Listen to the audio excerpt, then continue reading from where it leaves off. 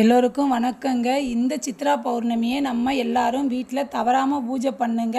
முதல்ல அம்பாளை தரிசனம் பண்ணுங்க. ரெண்டாவது சிவபெருமானை தரிசனம் பண்ணுங்க. சிவபெருமானை தரிசனம் பண்ணுறதுனால அந்த சித்திரகுப்தரையே நம்ம தரிசனம் பண்ணதா ஒரு ஐதீகம் இருக்குது.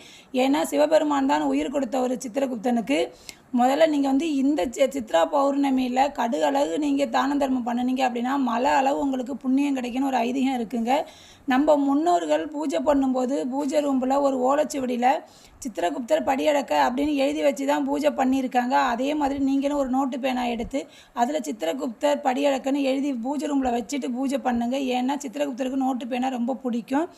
அதே மாதிரி நீங்கள் எல்லா பூஜையெல்லாம் முடிச்சுட்டு நீங்கள் நிலாசோறு சாப்பிடக்குள்ள நீங்கள் குடும்பத்தோடு எத்தனை பேர் இருக்கீங்களோ அத்தனை பேரும் இல்லை மாடிலையோ இல்லை நிலா வெளிச்சம் தெரிகிற இடத்துலையோ அங்கே போய் நம்ம சந்திர பகவானை மனதார ஒரு விளக்கு வச்சு வேண்டிக்கிட்டு அதுக்கப்புறம் நீங்கள் நிலாசோறு சாப்பிடுங்க. நம்ம நினச்சது எல்லாமே கைக்கூடி